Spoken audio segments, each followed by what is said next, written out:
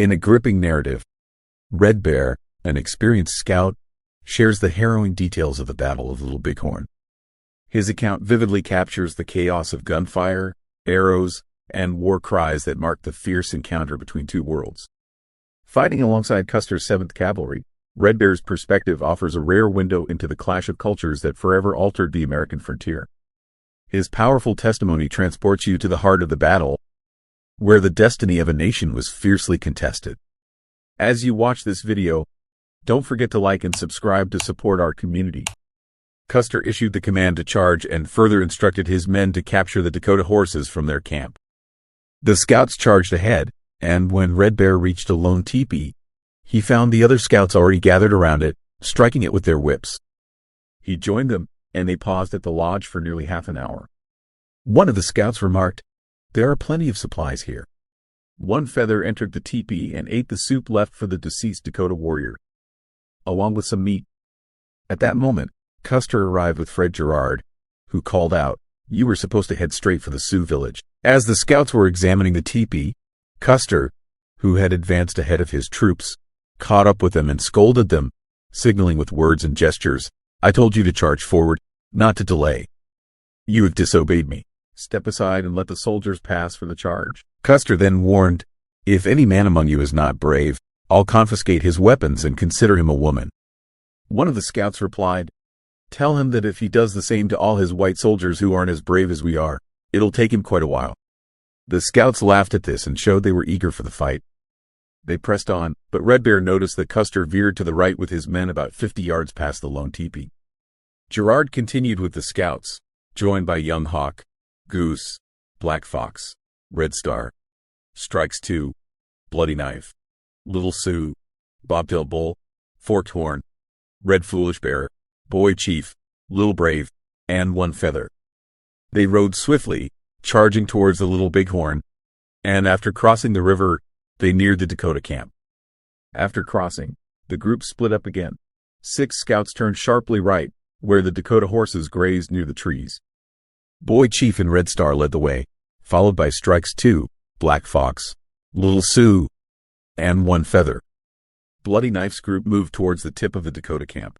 Far ahead, Bloody Knife returned with 3 horses, shouting, "Someone take these horses back to the hill. One is for me." Red Bear couldn't see Bloody Knife due to the dust, but later learned his identity. This group included Bloody Knife, Young Hawk, Goose, Forked Horn, Little Brave, Red Bear, Bobtail Bull, and 2 Crow Scouts.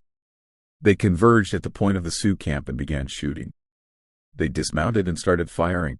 The Dakotas shot from the bluffs or hills, lying low and out of sight. No one was on horseback at that moment. The scouts dismounted less than a quarter mile away to fire. Forked Horn, standing at the edge of the trees, called out, "Come this way." As they crossed to the Dakota village at the ford, soldiers caught up with the scouts. They moved further left, and Red Bear saw soldiers lining up across the river to his right. The scene was one of chaos and excitement. He didn't recognize any white soldiers or officers. When Bloody Knife called out about the horses, the soldiers hadn't yet dismounted but were there with the scouts.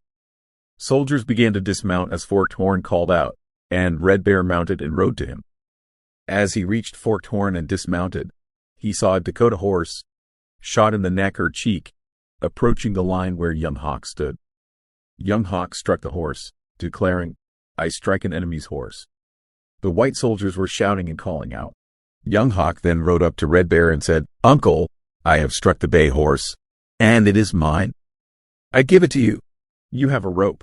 Take the horse for yourself." Red Bear replied, "What good is it? We're in battle, and I might be killed. It won't do me any good." Young Hawk then returned to his position. At that moment, Little Brave rode out from the trees and warned that he had overheard the Dakotas in their camp preparing to charge. He said, "Let me fire one shot at the camp, and then let's retreat to the hill, for they outnumber us." As Little Brave dismounted to fire, Red Bear held his horse. Little Brave quickly returned and warned Red Bear that the Dakotas were about to charge and advised them to mount and ride back to the trees and then across the river. As they moved through the bushes towards the river, they were met with a volley of gunfire from an ambush just across the Little Bighorn. The Dakotas, on foot, were hidden in the bushes. The scouts doubled back to their starting point. As they rode towards the river, they saw a massive group of Dakota horsemen between the ridge and the river, charging towards the ford, shouting and firing. The area was swarming with them. Red Bear dismounted when the Dakotas opened fire and led his horse, but a leaning tree caught his saddle horn, stopping the horse. He struggled to pull the horse forward until the saddle girth broke, and he lost his extra cartridges. He then tried to mount but fell twice because his canteen got caught underneath him.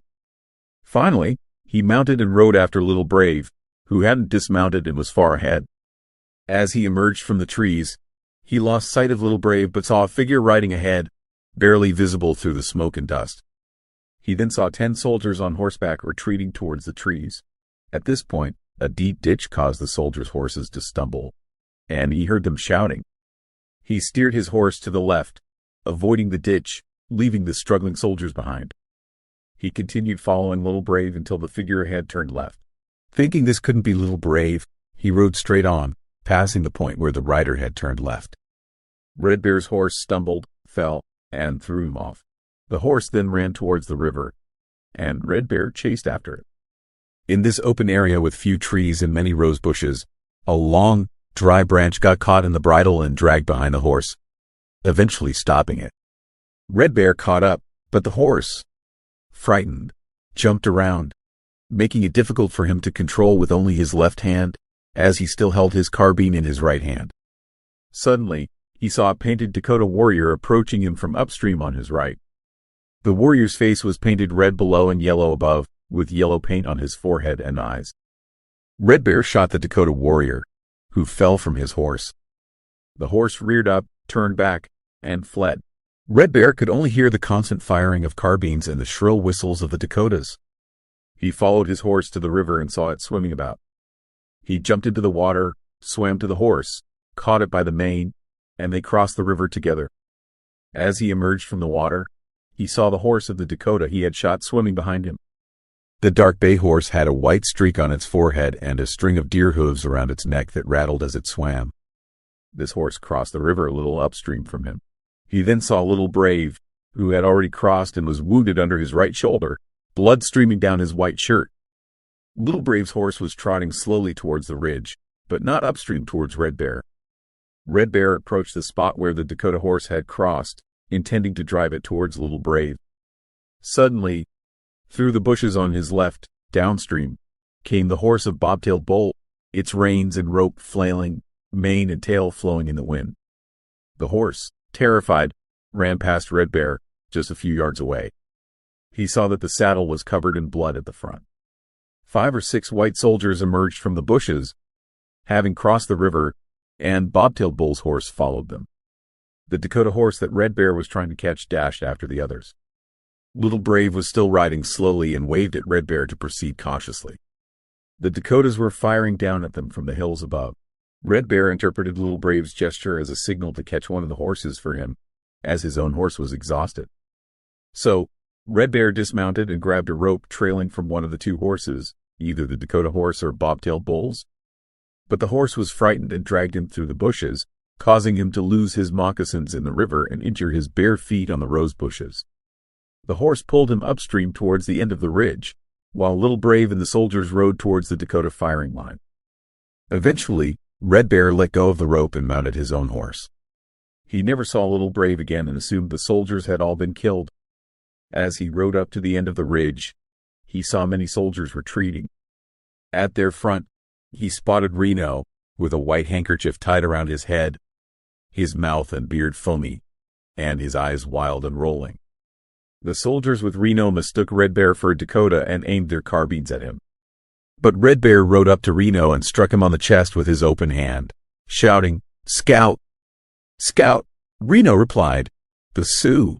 The Sioux! Where?" Red Bear pointed down over the ridge, indicating the Dakota position. An officer with 3 stripes then handed Red Bear some cartridges, calling him John. The soldiers fired randomly at the Dakotas higher up on the ridge without taking aim. A bullet grazed Red Bear's coat at the armpit. A wounded Dakota horse ran towards them, and Red Bear tried to catch it, but the soldiers shot the horse. Reno's group made a brief halt, but he struggled to keep his men together as they continued to fall back. Eventually, the Dakotas also retreated and stopped firing. The remaining scouts regrouped with Reno's men, But 7 scouts were missing: Young Hawk, Bloody Knife, Bobtailed Bull, Little Brave, Forked Horn, Red Foolish Bear, and Goose. Red Bear remounted his horse after failing to catch the wounded Dakota horse. The last time he saw Little Brave, he was riding slowly towards him, but he lost sight of him as he crested the ridge. Red Bear encountered White Cloud, a Dakota scout, who informed him that the Iroquois scouts had captured some Dakota horses but had not yet returned. White Cloud suggested they join the other scouts who had already taken charge of the horses. Leading 2 horses he had found, Red Bear followed White Cloud, who was also leading one. As they neared a small hill, they spotted 4 riders approaching. Mistaking them for Dakotas, they turned back toward Reno's position. However, the riders were Crow scouts, who recognized Red Bear and waved in greeting. Red Bear, recognizing the distinctive red markings on the Crow scouts' white shirts, called out to White Cloud, urging him to return.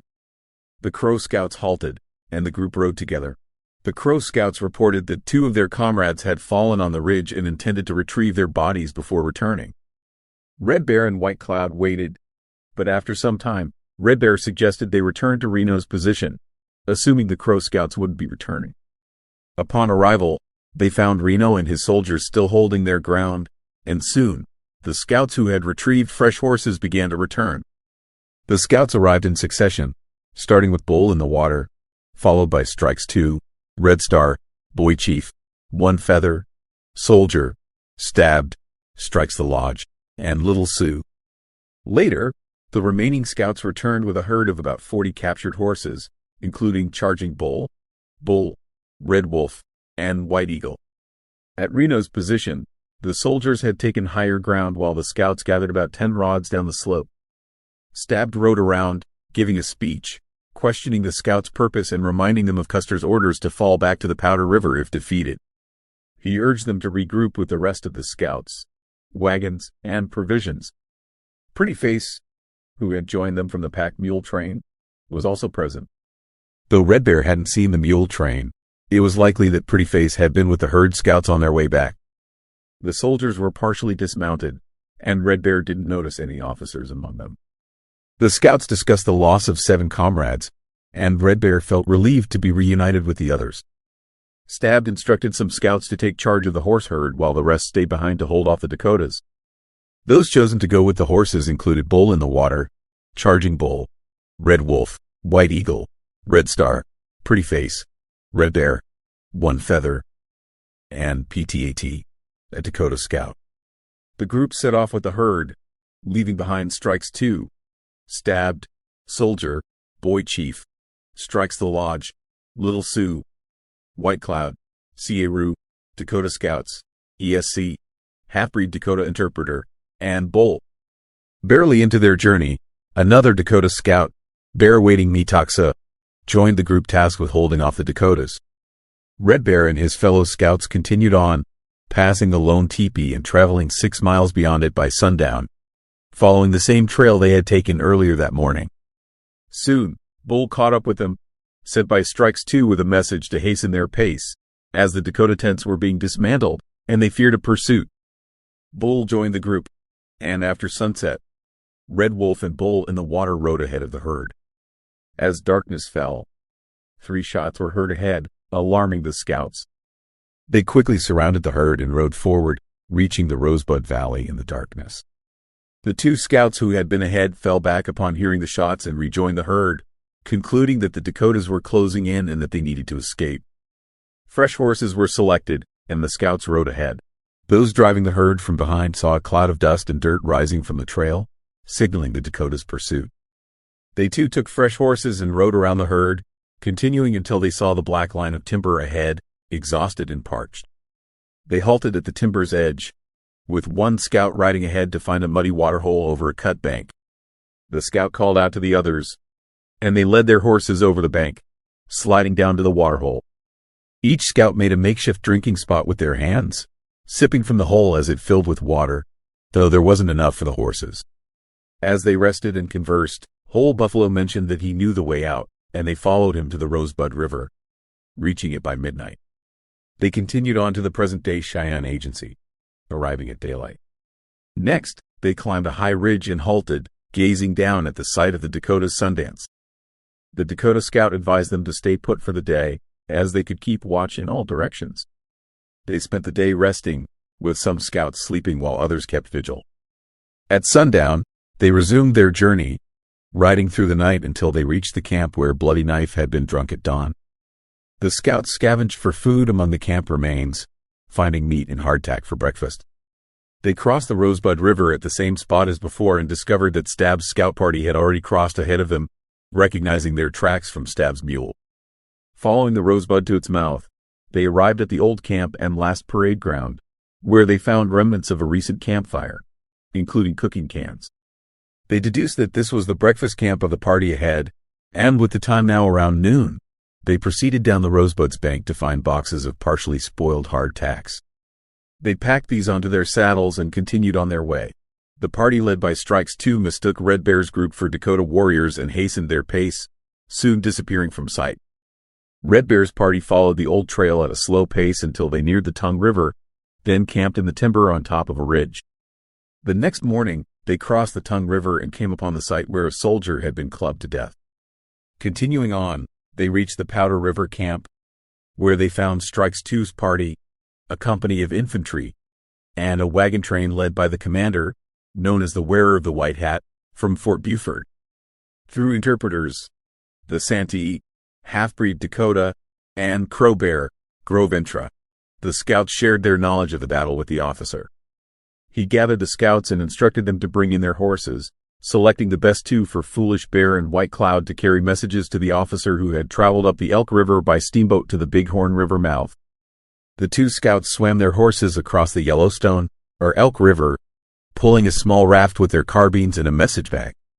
They rode to the Bighorn mouth, returning after several days to summon Strikes 2 and Bull in the water to cross over and carry the mail to Fort Buford. Foolish Bear and White Cloud then recrossed the river, rejoining the other scouts. Red Bear didn't see Little Brave again and assumed the soldiers had all perished. I hope this account provides a fresh perspective on the Battle of Little Bighorn and the Great Sioux War of 1876. Stay tuned for more videos like this, where I'll share other first-hand accounts of historic battles. Have a great day, and I'll see you next time.